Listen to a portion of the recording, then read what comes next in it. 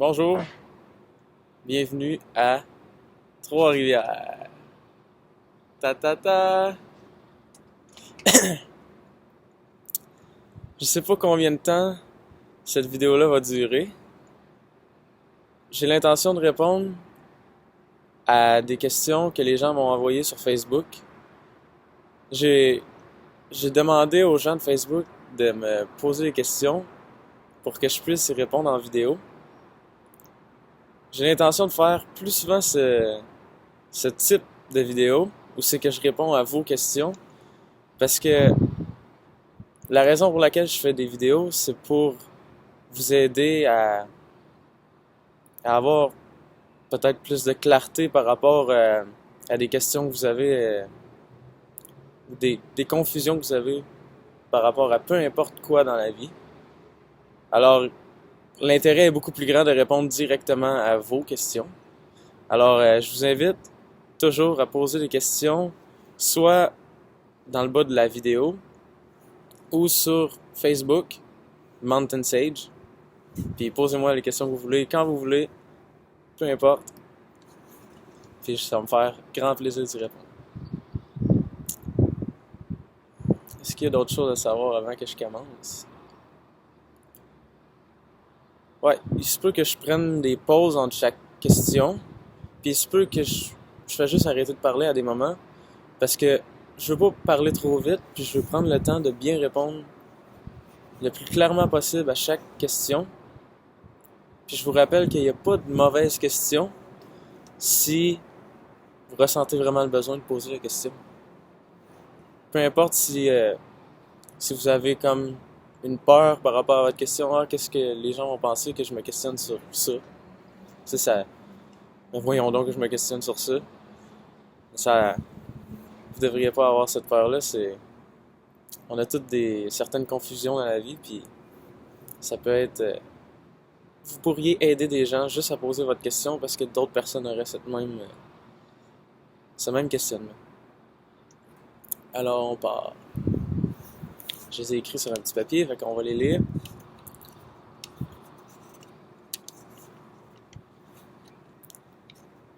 J'ai rien préparé, je veux donner la réponse directement comme ça.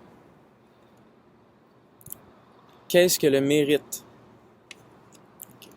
Qu'est-ce que le mérite?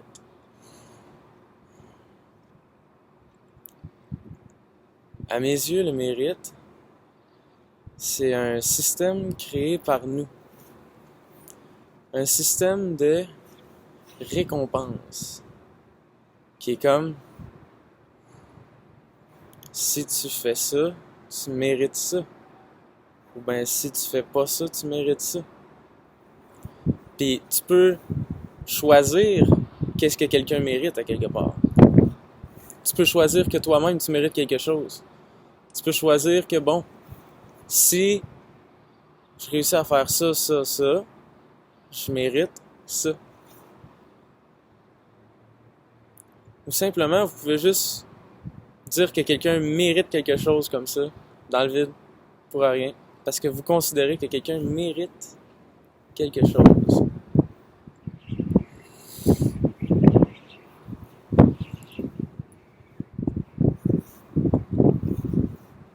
Mais sur quoi est basé le mérite?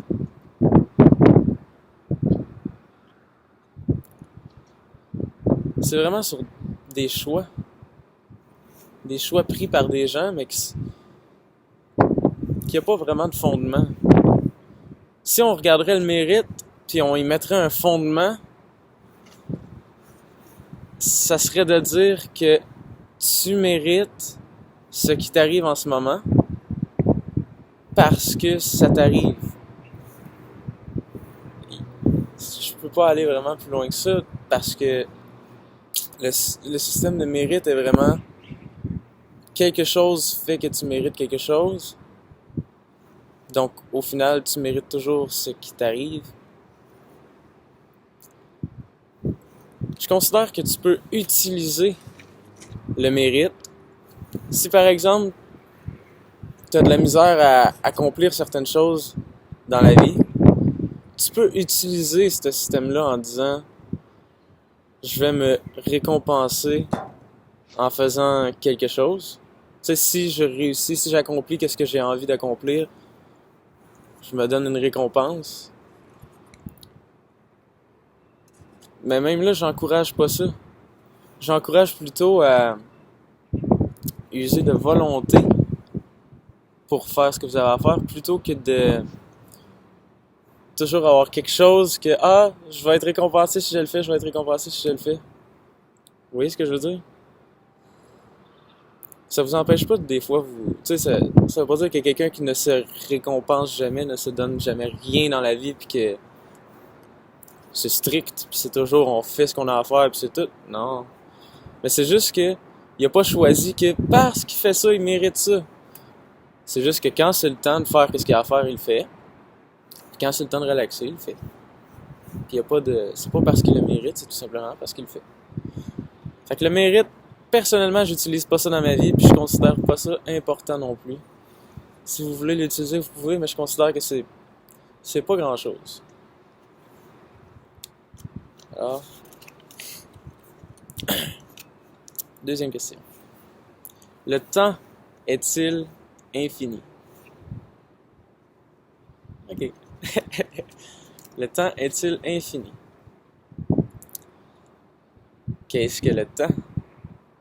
Qu'est-ce qu'on veut dire par temps? Si je regarde autour de moi, je peux voir que le temps est intimement relié à la forme, à la vie, à l'expression de la vie.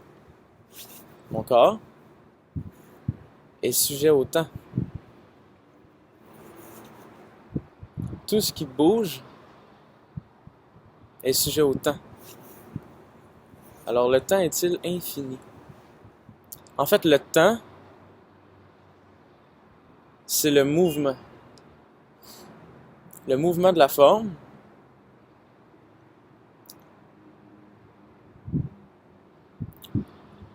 Le temps est-il infini?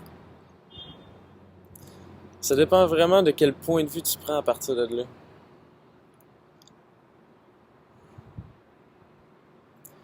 Vous avez sûrement remarqué que le temps est cyclique, que tout revient. Mais qu'en même temps, jamais rien n'est vraiment revenu exactement pareil comme avant.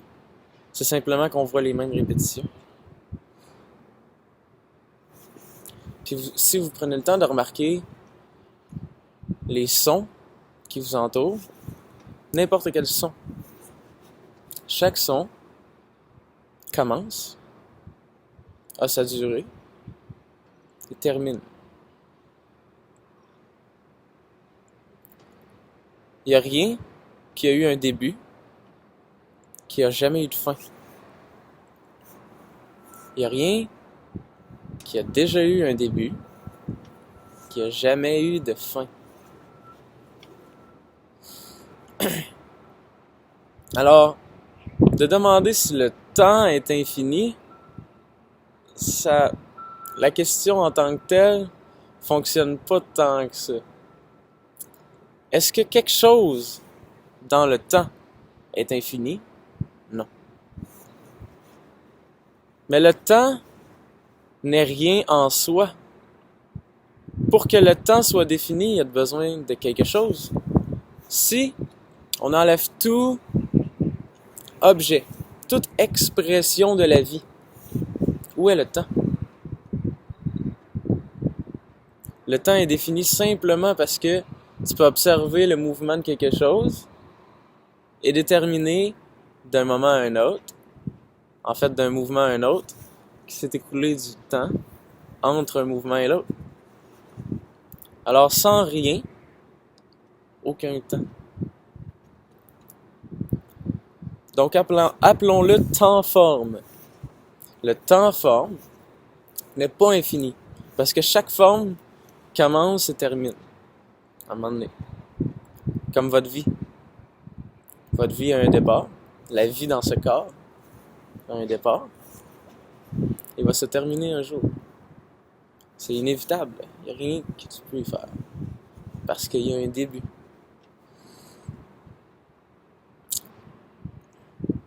Mais je tiens à rajouter quand même, n'étant pas complètement lié à la question, que si vous prenez le temps de regarder,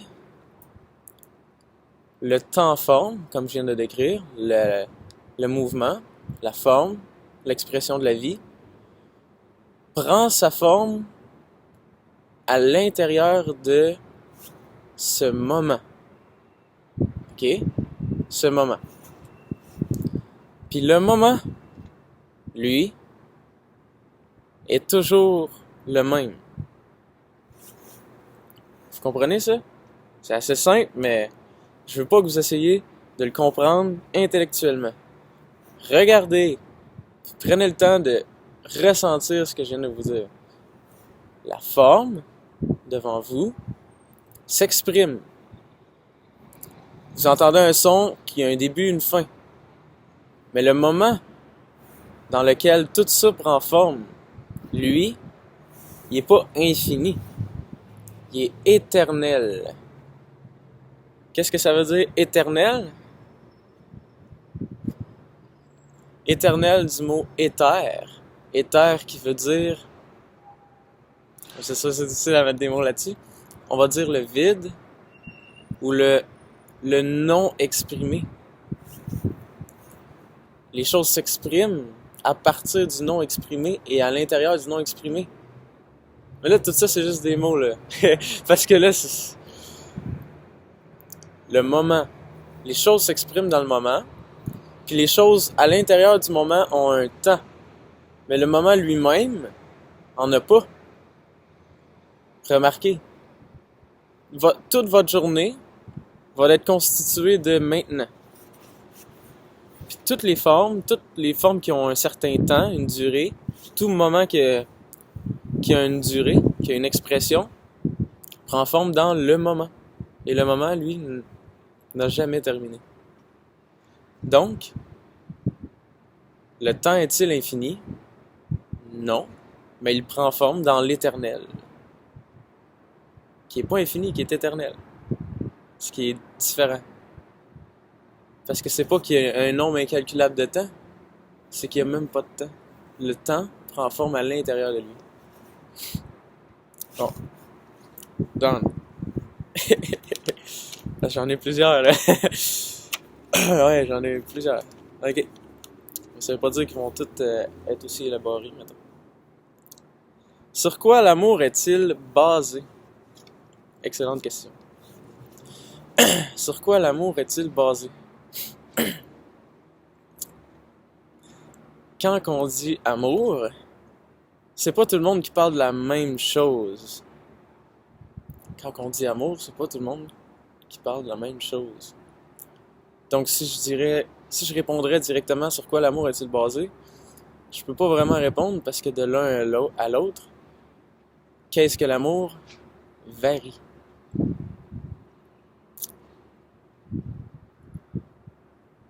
Si je dis j'aime quelque chose, sur quoi cet amour est basé? Sur la raison, sur des raisons. J'aime quelque chose parce que. J'aime quelque chose parce que bla bla bla bla. Donc, quand c'est j'aime quelque chose parce que bla bla bla bla, c'est basé sur des critères, des raisons. Donc cet amour dépend des raisons pour lesquelles j'ai choisi que j'aimais cette chose. Donc au moment où c'est que la chose que j'ai choisi que j'aimais pour certaines raisons change et ne s'applique plus aux raisons pour lesquelles j'ai choisi que je l'aimais, tout d'un coup, je me mets à plus l'aimer. Donc cet amour dépend de conditions. Vous comprenez ça? Donc ce premier amour dont je viens de décrire, dépend de conditions. Les conditions, c'est à vous de les choisir. Ah, j'aime l'été parce qu'il fait chaud. J'aime l'été parce qu'il fait chaud. Le plus la chaleur s'en va, moins j'aime ça. jusqu'à temps qu'on soit ces temps-ci, puis je dise « Fais frette, je suis pas bien, tabarnak! Fais frette! Fais frette! » Fait que j'aime à condition de...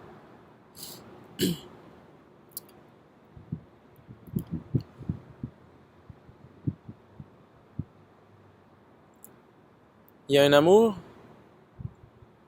qui est ressenti, qui est un petit peu plus profond, puis qui lui dépend pas de quoi que ce soit. En fait, je vais juste vous donner ces deux-là. L'amour avec une condition, comme je viens de vous décrire, puis l'amour sans condition.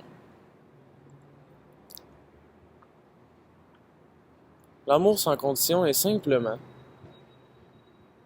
le ressenti de ce qui est tel qu'il est, sans aucun jugement, puis avec bras ouverts. Donc en fait, là, c'est quand tu accueilles tout ce qui arrive dans le moment à bras ouverts. Comme, peu importe ce qui peut arriver, je le prends dans mes bras. Peu importe quoi. Peu importe de quoi il a l'air. Peu importe qu'est-ce qu'il est. Puis, je vous dirais que une des meilleures choses que vous pouvez faire dans votre vie, c'est remarquer toutes les choses que vous aimez avec condition, comme je vous ai décrit juste avant, puis doucement changer ça pour un amour à bras ouverts.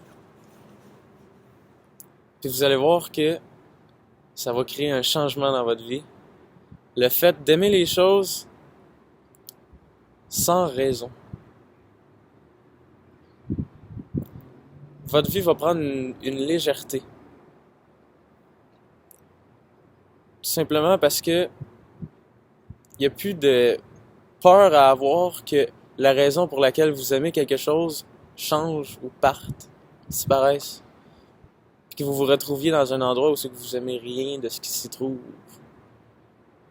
Parce que maintenant, quand vous changez d'un à l'autre, il n'y a plus de raison pour laquelle vous aimez ce qui est là. Tout est beau.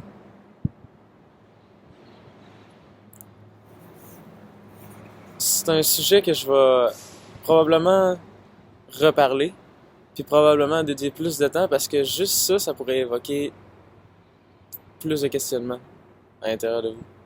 Parce que de dire tout aimer sans condition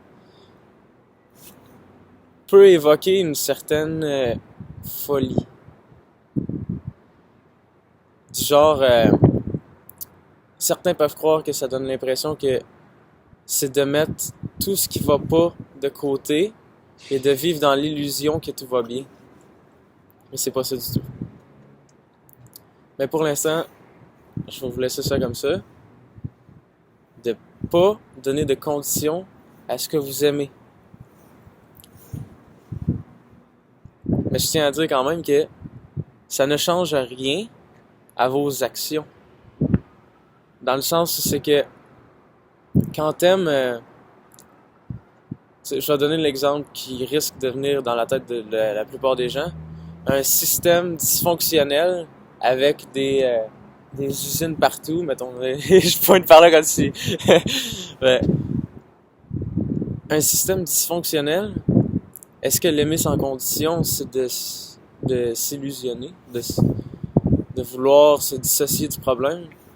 Pas du tout. Si vous l'aimez sans condition, c'est tout simplement que vous l'accueillez à bras ouverts, vous le laissez être. Mais ça ne change rien que quand quelque chose est dû pour un changement, il est dû pour un changement. Ça ne vous empêche pas de l'aimer, mais c'est dû pour un changement. Si on mettrait ça, mettons, avec un couple, vous êtes en couple, vous voyez que la relation ne fonctionne plus. Vous n'avez pas besoin de ne pas aimer la personne pour terminer la relation. Vous pouvez aimer la personne à bras ouverts, l'aimer pour ce qu'elle est, mais en même temps voir que la relation n'a plus tant sa place, la relation de couple. Vous allez toujours aimer la personne pour ce qu'elle est, mais vous considérez que vous êtes dû pour un changement. La même chose s'applique pour le système, c'est juste à plus grande échelle. On est dû pour un changement, mais on aime ce qui est. Mais c'est juste qu'on considère quand même que un changement est dû. Bon, ce sera pas long, on va mettre mes gants parce que commence à être froid pour les mains.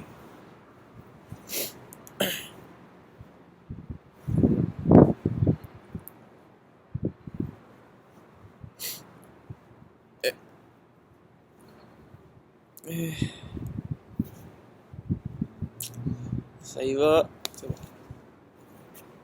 Où est ma feuille de question? C'est bon.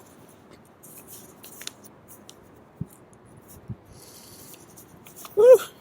Il y a du vent, il fait froid. Ok. Qu'est-ce que l'amitié? Bonne question. L'amitié, je trouve ça quelque chose de vraiment merveilleux. À mes yeux, l'amitié, c'est un partage de temps. Un partage de temps, un partage, je dirais un partage tout court.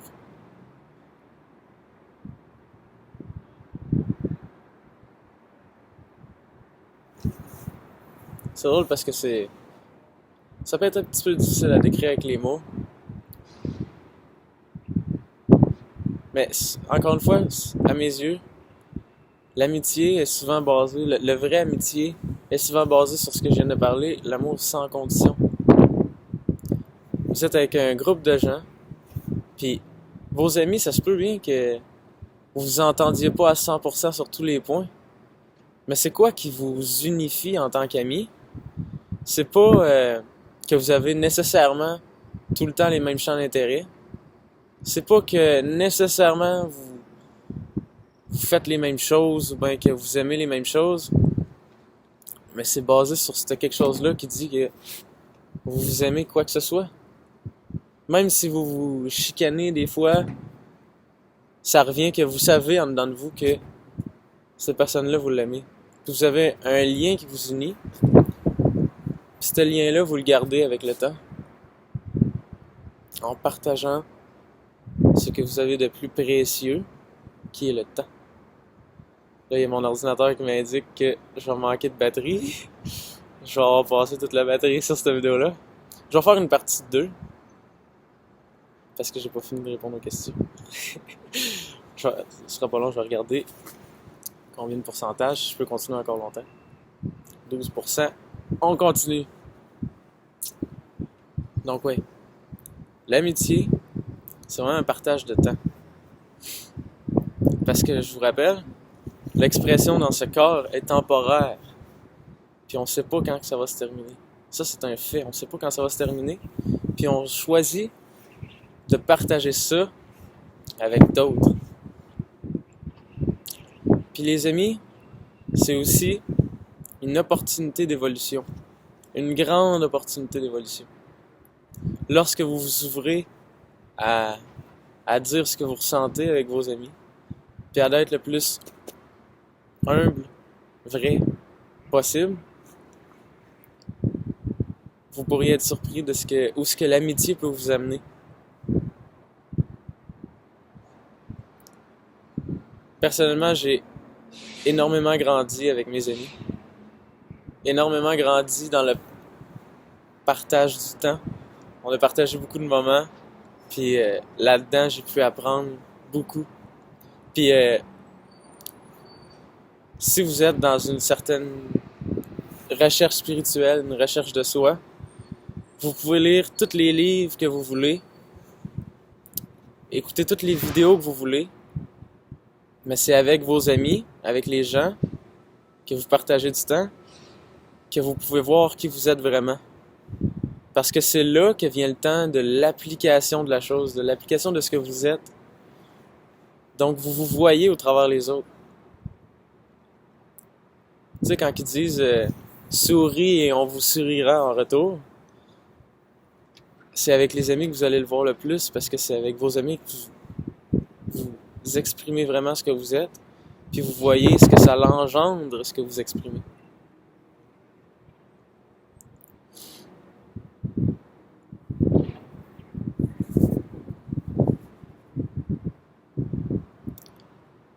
Je vais arrêter à cette question-là, puis je vais faire une partie 2 qui va être suivie très bientôt. Limite, je vais peut-être les envoyer les deux, une à la suite de l'autre, parce que tout ce qu'il me faut, c'est recharger le portable, puis on recommence. Ok.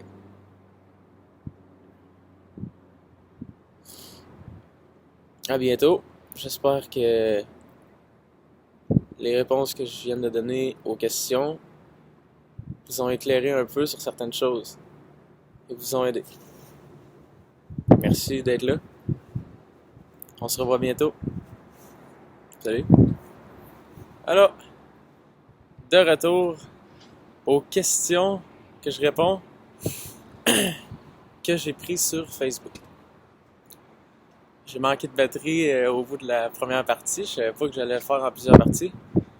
On est de retour. Désolé pour... je sais pas si vous entendez le vent dans la vidéo. Pour l'instant, j'ai pas un immense équipement pour faire ça, mais peut-être serait à venir.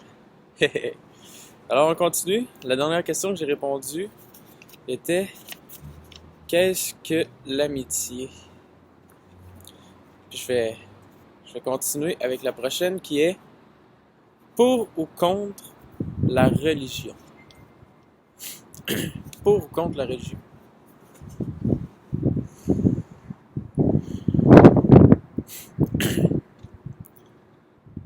Je ne suis pas ni pour ni contre la religion.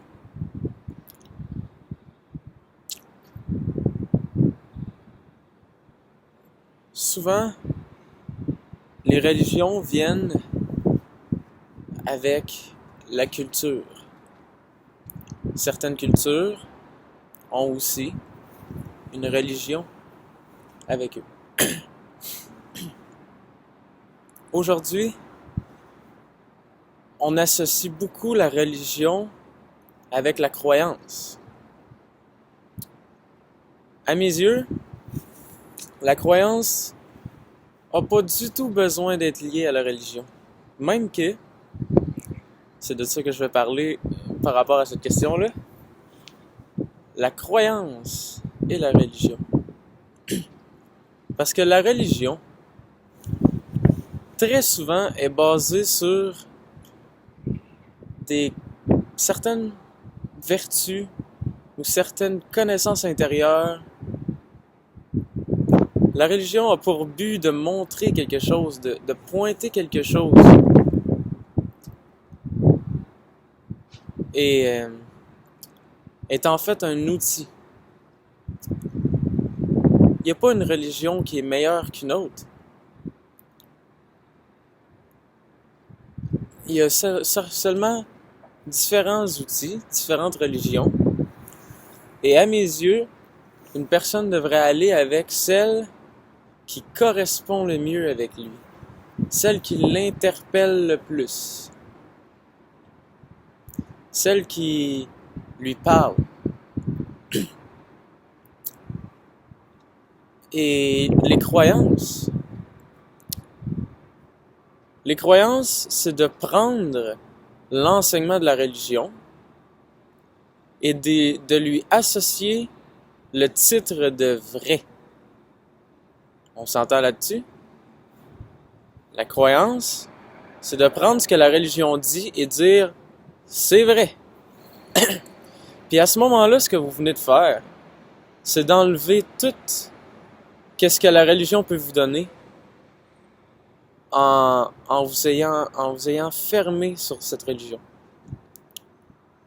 Parce que même un gourou, même un enseignant spirituel, pour quelqu'un, peut devenir une croyance. Et par exemple, c'est quelqu'un qui avant était catholique et croyait dur comme fer à Jésus est venu sur cette terre, a fait qu'est-ce qui est écrit dans la Bible, puis qu'est-ce que Jésus a dit, les dires de Jésus, c'est ça qu'il faut appliquer directement, c'est ainsi, c'est comme ça, j'y crois à 100%. Cette personne-là, un jour, elle a écouté un enseignant spirituel, a écouté ce que l'enseignant spirituel a dit, puis elle s'est mise à y croire dur comme fer, à appliquer ses dires 100%, puis à faire exactement ce que la personne dit et dire et se mettre à croire que ce qu'il dit c'est la vérité à 100%, point final. Mais en fait, l'enseignant spirituel s'est rendu ce qu'on appelle une religion. Parce qu'on s'est fermé sur ce qu'il dit. Fermé, qu'est-ce qu'on veut dire par on s'est fermé sur quelque chose? C'est on ne le voit plus comme une direction, ni comme un outil, mais on le voit comme un fait. Un fait vrai, indéniable, point. Pourtant, une religion, ça peut être une opportunité d'évolution. J'ai grandement évolué au travers les religions. Parce que ils amènent des histoires qui peuvent être utilisées comme des métaphores qui pointent des choses qui se passent à l'intérieur de vous. Lorsque les dires de Jésus étaient souvent pour pointer des choses intérieures et non pas pour appliquer des choses, des comportements extérieurs directs. C'est ainsi pour toutes les religions. Certaines religions sont plus techniques, certaines sont plus métaphoriques, plus histoire. Mais l'essence de toutes les religions est la même. La libération. L'être. Pointer à ce que vous êtes vraiment intérieurement pour découvrir ce quelque chose. Pour l'avoir dans votre expérience directe. Qu'est-ce que vous êtes? Alors, pour ou contre la religion, ni l'un ni l'autre. Explorez les religions, allez voir qu'est-ce qu'ils disent et regardez-les avec un œil ouvert. Dites-vous, qu'est-ce qu'il veut dire par là? Et non pas, ben oui, c'est vrai ça, c'est vrai ce que ça dit. Non, non, non. Écoutez avec œil ouvert et ayez pas peur de le regarder puis d'y penser une deuxième, une troisième fois. Qu'est-ce qu'il veut dire par là? Jusqu'à temps que quelque chose clique. Ah! C'est ça qu'il veut dire. C'est bon. Ensuite. Je sais pas si il va peut-être avoir une troisième partie, là. Je sais pas combien de temps la batterie va durer cette fois-là. Comment faire pour ne pas craindre les paradoxes? Alors, qu'est-ce qu'un paradoxe? C'est deux choses qui semblent se contredire. Qui sont opposés. Il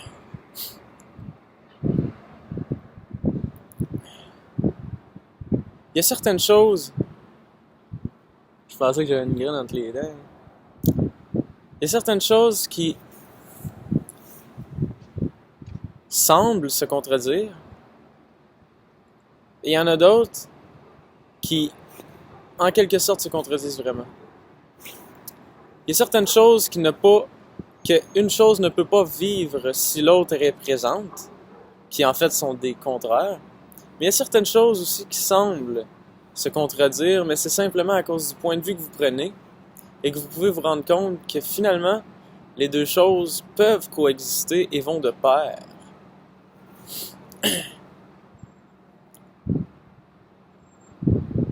Bon. Comment ne pas craindre les paradoxes?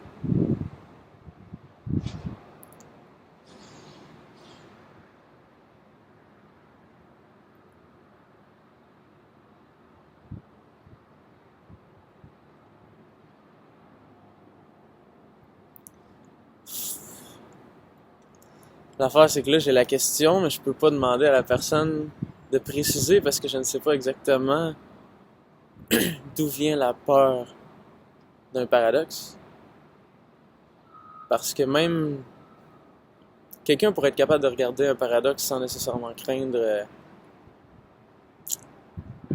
Souvent, je suppose que si il y a une crainte face à une contradiction, c'est parce que la personne sent que cette contradiction affecte sa survie.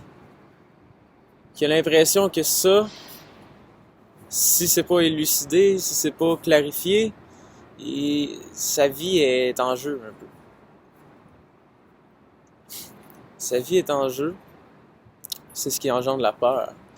Il a l'impression qu'il pourrait y arriver quelque chose par rapport à ce paradoxe-là.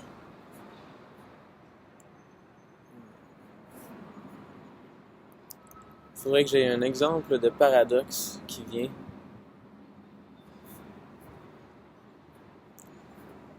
Je vais peut-être faire une vidéo sur les paradoxes, question que je puisse élaborer là-dessus, puis prendre le temps d'aller les chercher, parce que là, je fais juste répondre comme ça, puis j'ai pas nécessairement de paradoxe en tête, puis peut-être que s'il y a des peurs par rapport à certains paradoxes, ce serait bien de clarifier un petit peu sur quels sont ces paradoxes. Mais quand vient une confusion face à un paradoxe, c'est souvent à cause qu'on tente de l'élucider mentalement. On tente de comprendre en réfléchissant puis en élaborant dans notre tête de qu'est-ce que c'est ça, pourquoi ça se contredit. Mais ce que je vous invite à faire, c'est de regarder ces choses-là qui se contredisent avec votre expérience directe. Et non pas en y réfléchissant tant que ça. Oui, il y a peut-être une certaine compréhension à aller chercher au niveau mental, mais ne focussez pas là-dessus et ne vous perdez pas dans les concepts. Parce que souvent, ce qui donne l'impression que deux choses s'opposent, c'est parce qu'on choisit de les opposer. On choisit de mettre un d'un bord, un de l'autre, deux choses qui semblent à nos yeux ne pas pouvoir coexister. Et ensuite, on fait comme s'il y avait un combat entre les deux choses. Mais tout ça se passe seulement ici. Pas ici. Remarquez qu'ici, tout coexiste. S'il y aurait un paradoxe, là, il y aurait un bug. Puis la vie, elle arrêterait puis ça écrirait erreur. Veuillez redémarrer le jeu. Mais non, le jeu, il fonctionne bien.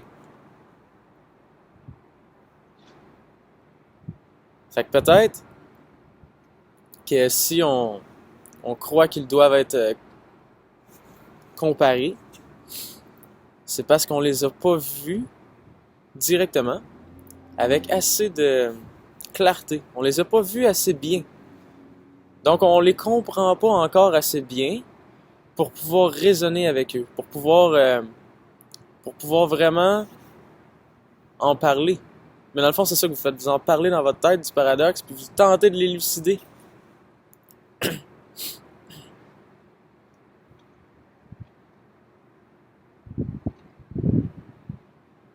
Alors ouais, je vais en reparler parce que je considère que c'est peut-être pas encore complètement assez clair.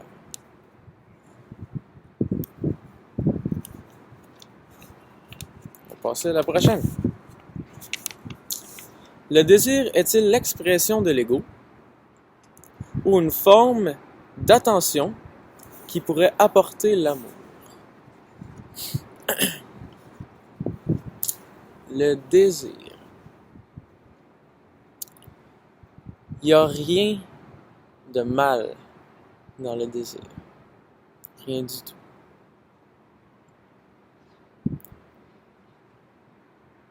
Souvent,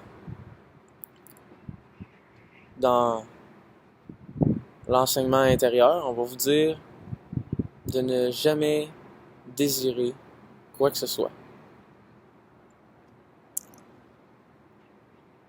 Il y a une raison pour laquelle on vous dit ça. C'est parce que le désir peut agir comme une drogue, un petit peu. Et peut agir contre vous. Qu'est-ce que désirer quelque chose? C'est de vouloir avoir. Vouloir avoir. Vouloir avoir quelque chose. Peu importe ce que c'est. Mais de vouloir avoir quelque chose, n'est-ce pas l'outil pour avoir une direction dans la vie? Oui. Alors, où est le problème dans le désir? C'est l'attachement à avoir. Il y a deux manières de se comporter avec le désir. Si vous êtes capable de désirer quelque chose, mais que malgré le désir d'avoir cette chose, que vous l'ayez ou vous l'ayez pas, n'a pas d'importance. Le fait de le désirer ne fait que vous donner un sens de direction de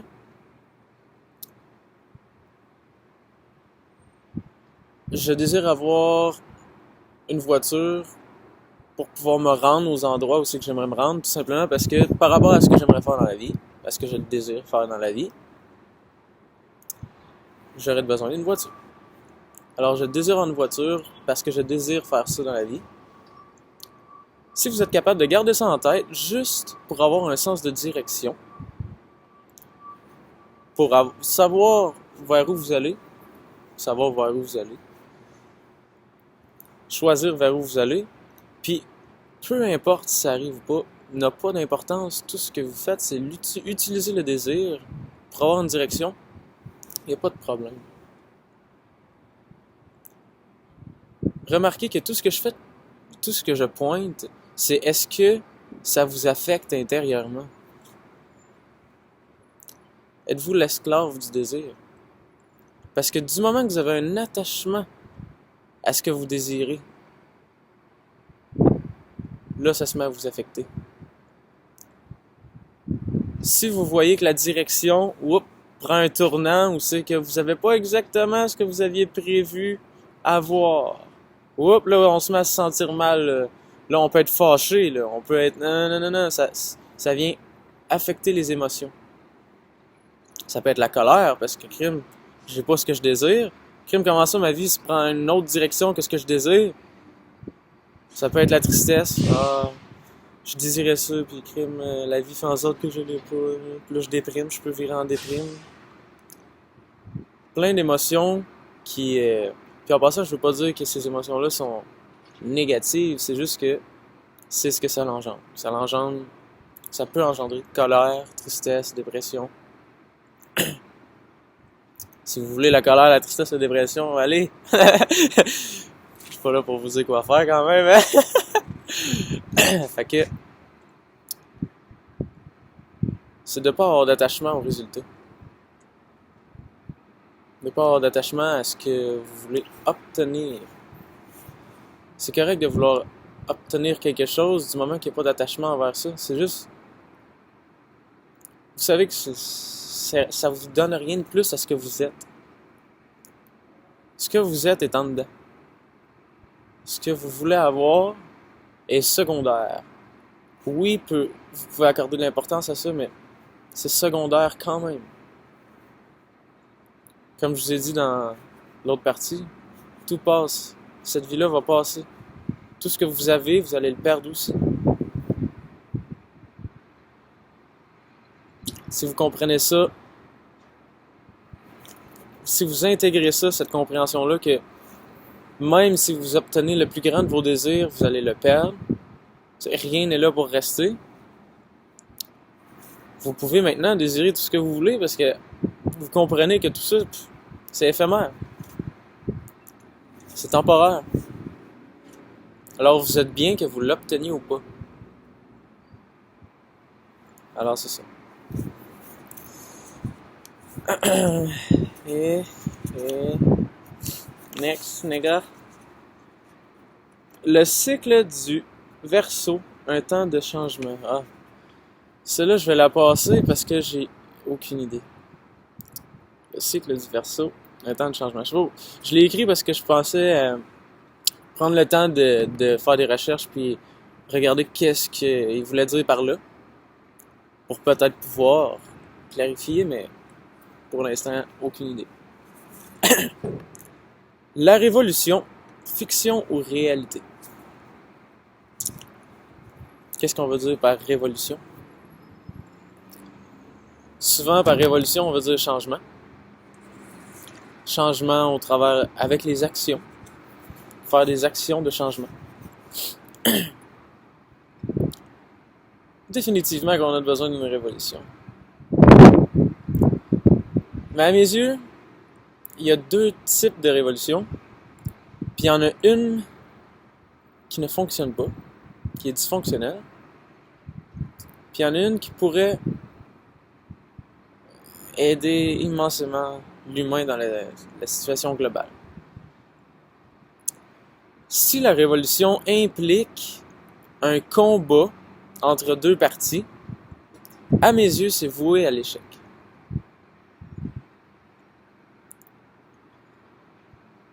Si c'est les bleus contre les rouges, je n'embarque pas.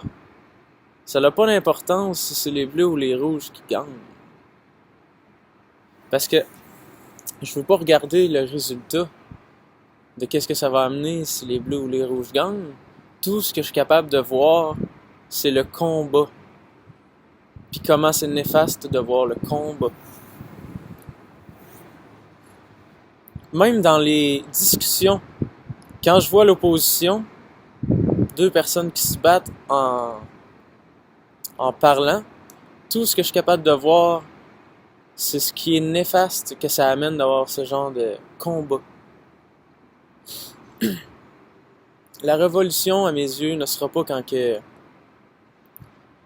on va se battre contre le gouvernement, ou bien le gouvernement va se battre contre la société, ou bien quand il va se mettre à avoir des grandes révoltes. C'est pas ça, c'est pas la révolution pour moi. Pour moi, ça c'est juste une expression de colère, une expression de la haine envers un groupe de gens qui est basé premièrement sur la séparation, sur le fait que supposément que t'es différent de ceux qui sont au gouvernement, que t'es différent d'un groupe de gens, que toi t'appartiens à un groupe de gens qui est différent d'un autre, puis tu devrais te battre contre un groupe de gens. Puis à mes yeux, c'est pas une révolution. À mes yeux, c'est simplement un combat pour ne pas avoir à faire face au vrai problème qui est à l'intérieur de vous. Donc la vraie révolution, à mes yeux, va arriver lorsque les gens vont oser parler des vraies choses, vont oser sortir et dire ce qu'ils ressentent et agir en conséquent du changement. Comme si vous avez une vision d'une planète en harmonie, plutôt que de combattre le chaos, ce qui en amène généralement énormément plus, parce que le combat fait partie du chaos, agir en conséquent de l'harmonie, agir en conséquent de la vision que vous avez de cette nouvelle planète, de cette beauté intérieure que vous voulez qui prenne expression dans ce monde. Si vous avez une vision de qu'est-ce que serait un monde où tout le monde est en harmonie, où il y a la paix, où la paix règne, ou peu importe de quelle manière vous voyez un magnifique monde, Qu'est-ce que la révolution? C'est de créer un mouvement dans cette direction. Vous comprenez? Un mouvement dans la direction dont vous voulez qu'il prenne expression. Et non pas un mouvement contre un chaos qui serait supposément en opposition avec votre nouvelle vision. Parce que remarquez que le mouvement qui est en combat contre le chaos n'amènera jamais votre vision de qu'est-ce que l'harmonie, de qu'est-ce que la paix, de qu'est-ce que tout ça. De combattre le chaos amène le chaos. Alors la révolution, c'est de prendre la direction qui amène vers l'expression de tout ça, de ce que l'on ressent vraiment. Si on est capable de faire une planète où ce que on exprime, tout ce qu'on exprime sort de la paix, de la joie, de l'amour, pas de besoin de combattre quoi que ce soit. Qu'est-ce qu'il y a à combattre? Qu'est-ce qu'il y a à combattre? Le gouvernement, il est avec nous là-dedans. La société est avec nous là-dedans. Les autres cultures sont avec nous là-dedans. Comprenez? Tous, ensemble, une direction. Ça, c'est une vraie révolution. À mes yeux, hein? Alors, what's next on the calendar? L'estime de soi. En parler. L'estime de soi. L'estime de soi, l'estime de soi.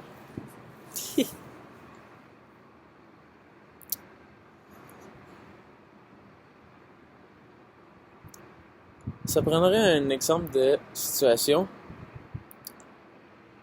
Souvent, l'estime de soi, tout le temps en fait, est reliée aux relations. Parce qu'on n'a pas besoin de faire face à l'estime de nous quand on n'est pas face à des gens. C'est toujours quand on est face à quelqu'un qu'on fait face à l'estime de soi. Puis en fait, à mes yeux, ce n'est pas de se créer une meilleure image de soi, puis de se croire... c'est pas une mauvaise image de soi, l'estime de soi. C'est une image de soi tout court. Vous comprenez? L'image que vous entretenez, que vous dites être vous, c'est ce qui affecte votre estime de soi. C'est comme si vous entreteniez un personnage dans votre tête qui s'appelle votre nom. Et que lorsque vous avez, mettons, une discussion avec quelqu'un, vous remarquez par exemple les réactions que la personne va avoir, puis dépendamment de si c'est en accordance avec ce que vous voulez montrer aux gens, vous allez en ajouter au personnage en disant « Oh non, le personnage est comme ça, les gens pensent ça de lui, les gens réagissent comme ça face à lui, nanana. » Là, vous dites plein de choses par rapport à vous. Qu'est-ce que vous êtes? Vous êtes toujours en train de réécrire votre personnage dans la relation. Puis à mes yeux, c'est ça que vous devriez lâcher. Lâcher prise, arrêter. On lâche plus de besoin d'image de soi. Plus de besoin, pas en tout. Aucune idée sur moi-même. Il n'y a pas de Gabriel est un grand homme, Gabriel veut plaire aux gens, Gabriel est bon à faire ci, à faire ça, Gabriel. Non, pas de besoin de ça. Parce que si je me montre une image de qui je suis ici, je suis ça, quand quelqu'un va arriver et il va me montrer que je suis pas exactement ce que je dis être, ouch! Je vais me faire... Là, les émotions vont ressortir parce que crime, je croyais avoir monté une si belle image, puis là, en un instant, clic, l'image est détruite. C'est un travail d'une vie de monter une image aux yeux des autres, que les autres vont être capables de dire oui, ton image est vraie. Oui, l'image que tu me parles, là, c'est vraiment ce que t'es. C'est comme si tu portais tout le temps une feuille avec toi, là, puis tu disais, hey, est-ce que je suis ça? Puis que s'il répondait non, je file pas bien. Mon bonheur va dépendre de est-ce que les gens aiment la feuille qui décrit les critères de ce que je suis? Est-ce que les gens aiment ça? Est-ce que les gens... Puis quand je leur parle, est-ce qu'ils répondent par rapport à ce que j'ai écrit de moi? C'est un peu comme si vous traîniez ça avec vous tout le temps. Un coup que vous lâchez la feuille et vous dites, peu importe, je vais être moi-même. Je sais pas c'est quoi être moi-même, là. Je fais juste laisser dire ce que je ressens tout le temps, puis si ça fait des réactions chez les autres, ça fera des réactions chez les autres.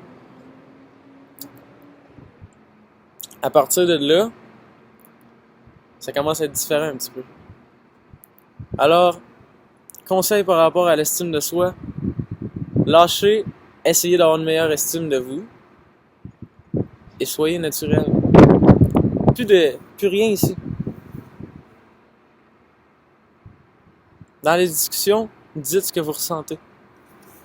Sans avoir besoin de paraître comme étant l'image que vous essayez de monter. Plus de besoin d'image.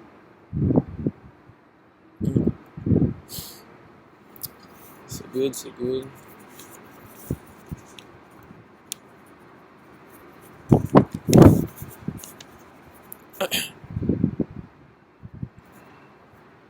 Est-ce que l'on doit remettre en question le système, la vie, l'univers? Est-ce que l'on doit remettre en question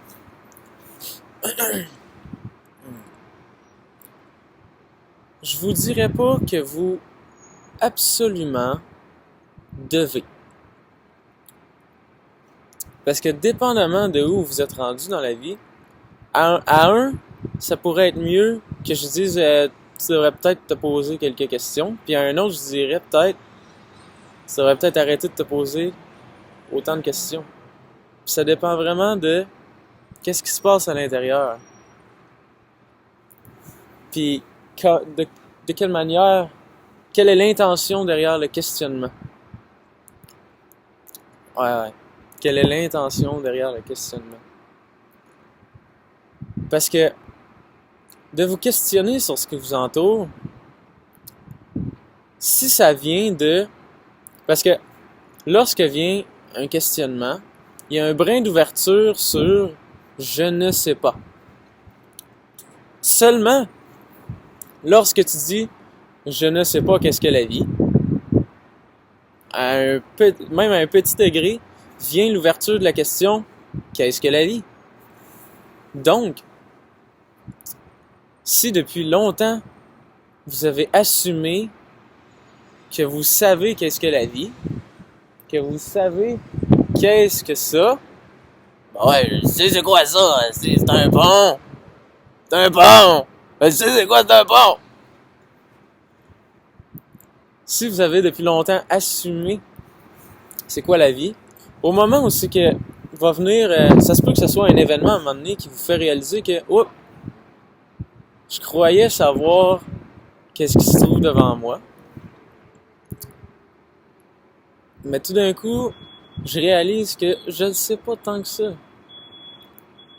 Alors là, le questionnement a comme intention de découvrir, de voir qu'est-ce qui se cache derrière tout ça. Alors, un questionnement, en fait, c'est une ouverture. Une ouverture sur la vie, sur la vision de quelque chose. Puis, tu sais, la question c'est, doit-on remettre en question ça? Vous devez... C'est bien d'avoir l'ouverture sur je ne sais pas. Mais de le questionner seulement pour le questionner, puis seulement pour rajouter des réponses une par-dessus l'autre. La vie c'est ça, la vie c'est ça, la vie c'est ça. Ça mène pas vraiment quelque part. Vous comprenez? Si la question est posée juste pour être posée, pour définir quelque chose, qu'est-ce que ça? Ok, on le définit, ben c'est ça, ça, ça, ça. Ça l'amène pas vraiment à une évolution. Alors, la question n'est pas totalement là pour être répondue, mais pour diriger votre attention. Vous comprenez? Lorsque vous dites « Qu'est-ce que la vie? » Si vous laissez ne pas mettre de réponse sur la question, vous allez diriger votre attention vers la vie en vous disant « Qu'est-ce que la vie? » Puis vous allez remarquer que plus vous donnez d'attention, sachant que vous ne savez pas ce que c'est, plus vous allez découvrir. Si vous dites « Qu'est-ce que le système? » Sans y répondre, vous mettez votre attention dessus, puis vous dites « Qu'est-ce que c'est que ça? C'est quoi le système? » Puis là, ça se peut que des idées vous viennent. Ok, le système c'est ça, c'est ça, c'est ça.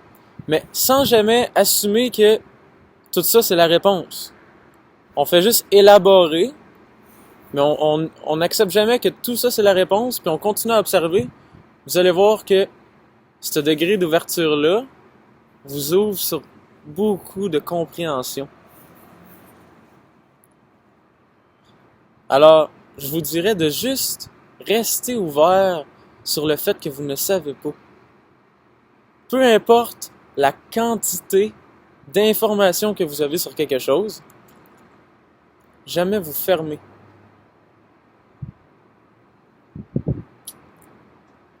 Donc, c'est de savoir utiliser le questionnement pour grandir.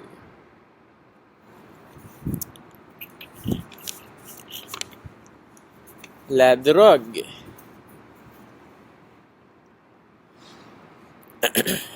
La drogue. Qu'est-ce que la drogue? La drogue, il y a beaucoup de sortes de drogues. Puis il y en a qui ont des effets complètement différents d'un autre. Alors, je peux pas vraiment parler de la drogue en général comme ça, puisque une peut amener à une grande ouverture, puis une l'inverse. La drogue, ça serait tout ce que tu ingères qui change, qui modifie ton état d'être, l'expérience que tu vis en ce moment.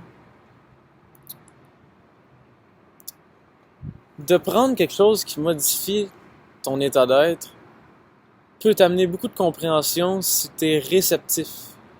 Réceptif qui veut dire si t'es attentif à ce qui se passe, puis que t'es pas perdu dans l'effet de la chose, que vraiment tu observes l'effet de la chose. Tu peux comprendre beaucoup de choses. De prendre certaines drogues qui altèrent toute l'expérience peut te faire rendre compte que tout ce que tu croyais qui était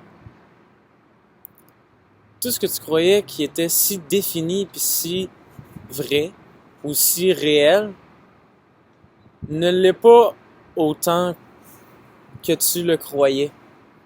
Puis aussi que par exemple, les choses que tu croyais extérieures ne sont pas nécessairement si extérieures que ça.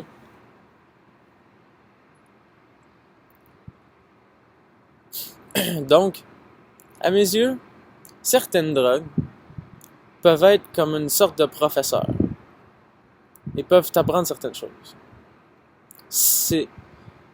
La drogue est un professeur seulement si tu es un élève. Seulement si tu écoutes le professeur. Parce que les drogues, je vois la majorité des gens, l'immense majorité des gens, l'utiliser aucunement d'une manière à ce qu'ils sont l'élève et que la drogue est le professeur.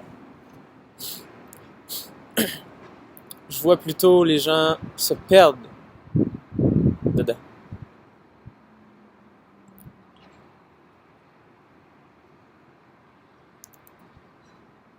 De plus, la drogue est loin d'être nécessaire. Quelqu'un peut évoluer énormément, peut évoluer sur un plan qui est inexplicable tellement qu'il évolue, puis beaucoup plus rapidement que quelqu'un qui prend de la drogue. Ça change rien vraiment. Mais pour quelqu'un de réceptif, ça peut être un bon outil. J'ai aucune recommandation à faire par rapport aux drogues, dans le sens, j'ai pas l'intention de dire si vous devriez ou devriez pas en prendre, ça relève de vous. Mais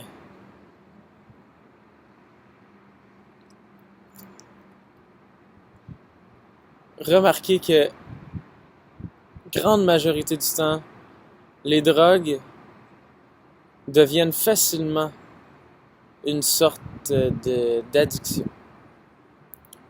C'est pas nécessairement une addiction dans le sens où c'est que vous sentez que vous avez absolument besoin de votre drogue. Mais tout simplement que vous considérez que, parce que les drogues, des fois, c'est puissant. Une drogue va élever votre niveau de conscience, votre niveau de lucidité, puis vous allez vous convaincre que sans cette drogue, vous pouvez pas avoir un degré de lucidité comme ça, puis la drogue devient une béquille. Elle devient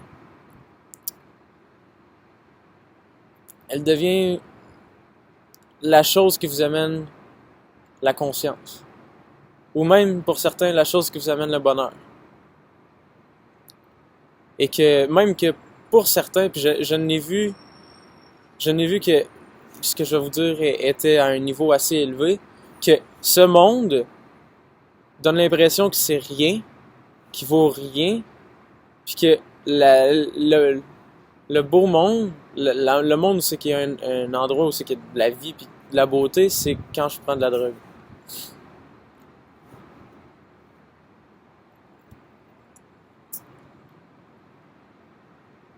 Alors, la drogue est un couteau à double tranchant. C'est quelque chose de fragile et qu'il faut prendre avec précaution.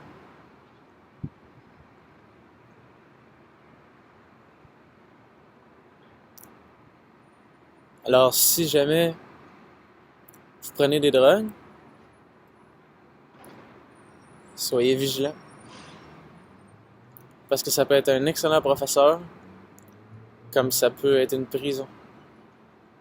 Puis ça dépend pas de la drogue. Ça dépend de vous. Ça, c'est très important. Lorsque vous prenez de la drogue, ce qui vous arrive ne dépend pas de la drogue, ça dépend de vous. C'est vous le maître là-dedans. Qu'est-ce que vous en faites relève de vos actions.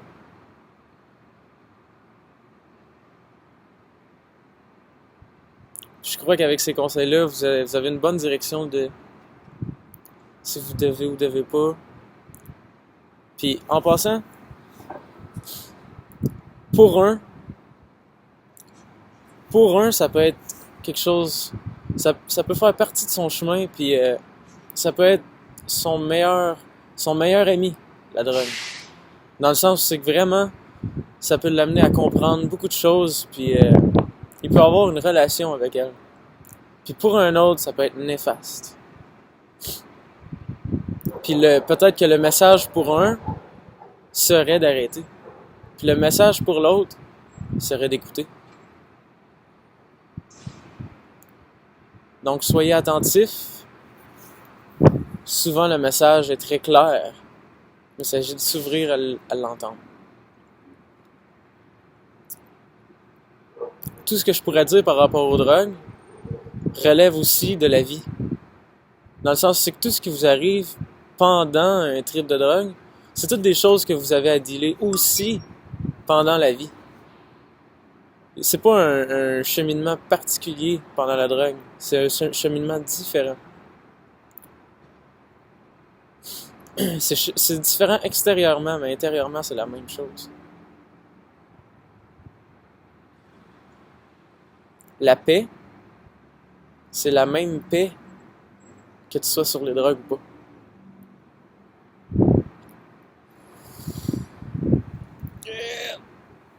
C'est tout comme ça. Merci de vos questions. Je vais continuer à poser, à vous demander de poser vos questions pour que je puisse y répondre du mieux que je peux. Parce que j'ai remarqué en faisant cette vidéo-là que j'adore répondre aux questions des gens. C'est encore mieux que de simplement parler d'un sujet, malgré que j'adore parler d'un sujet en particulier. Mais c'est vraiment intéressant de pouvoir répondre à vos questions directement comme ça. Je me surprends moi-même à voir qu'est-ce que je peux répondre. Alors, je vous dis au revoir. Merci d'être là. Continuez à vivre la vie, puis à voir toute la beauté qu'elle peut vous amener, puis faire face aussi aux choses difficiles qu'elle peut vous amener, parce qu'on sait que la vie, elle aime nous amener des difficultés. Puis je vous invite à accueillir les difficultés à bras ouverts, puis à y faire face, tels qu'ils sont. C'est ça. Bye!